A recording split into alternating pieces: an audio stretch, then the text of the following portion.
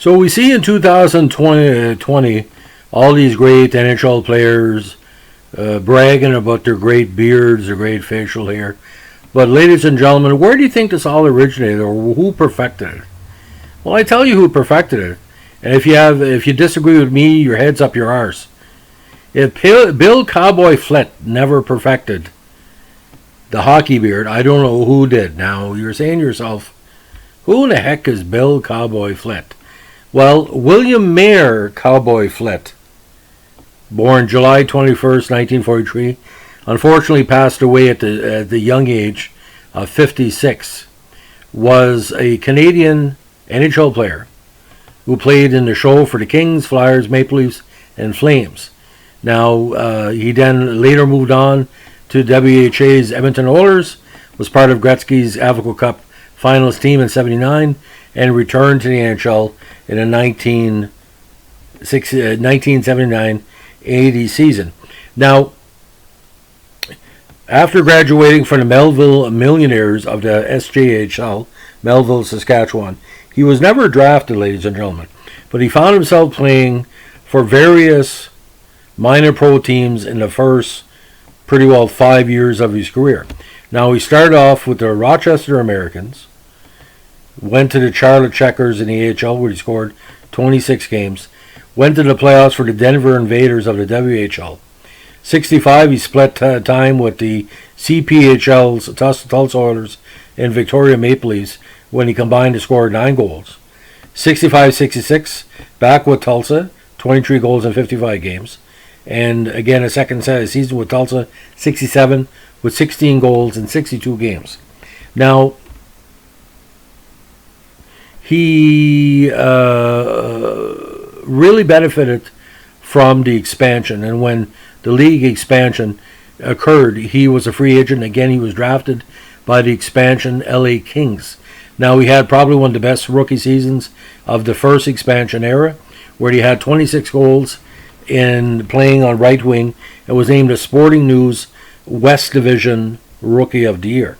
He played 7 games in the playoffs with a goal and 2 assists. Second year with the Kings, just as successful, 24 goals.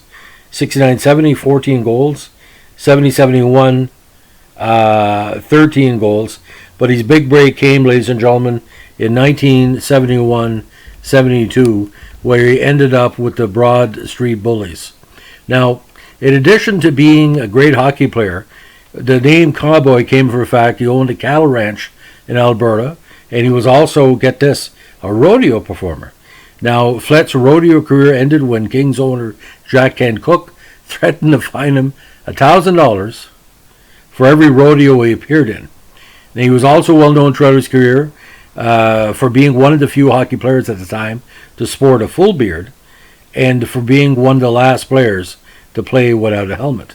Now, he wasn't a great playmaker or skater, but he had a booming and heavy slap shot, and when paired with the right center, it could get him the puck. He was a big scoring threat. Now, the big decision by the Kings, they were getting tired of him, and he traded Flett, including Eddie Joal and Ross Lansbury, to the Flyers, where he had his best season in 72-73 with 43 goals, and he was a big part of the Broad Street Bullies. He won the Cup with the Flyers in 74, but for some reason the Flyers kind of were trying to go more of a youth movement. He was traded to the Maple Leafs in the off-season in 74-75. Some media called his style indifferent. I don't believe that. Now, 74-75 with the Leafs, he had 15 goals and 25 assists for 40 points, 77 game. 75-76, he found himself in Atlanta after the Leafs put him on waivers, and his last real productive year in the NHL was with them in 75-76 when he scored 23 goals. Now, in a unique transaction, which I don't think really happened very often back in the day, in 76-77, the Flames sold him to the Edmonton Oilers of the WHA, where he averaged over 60 points per season in the next 3 years. Now, when Edmonton joined the NHL, he found out he had little left and retired after 20 games and became a scout for the Oilers. Now, his death was not predicted, but he had a heavy trouble with drinking throughout the middle part of his career. And in May 1999, he entered a hospital due to a gallbladder condition, which eventually contributed to liver failure. Now, Flett did receive a liver transplant. However, his body rejected the organ. Now, he died on July 12, 1999, again due to liver failure. He had to battle alcoholism for many years, but claimed to be sober for 4 to 5 years after checking into the Betty Ford Clinic in Rancho Mirage in the early 1990s. But Flett's impact on hockey is many things. He was his own man. He basically changed the rules as to the appearance of players in the NHL. Later on, you saw Ron Duguay with the long hair. You saw the big mustaches like Lanny McDonald. So he was sort of, my dad used to call him a rodeo hippie. I don't know if it's a proper declaration. But all I know is this. He played nearly 1,000 combined games in the WHA and the NHL. WHA, his best season, of course, was 78, where he scored 41 goals. He had 103 goals and 187 points in 195 games.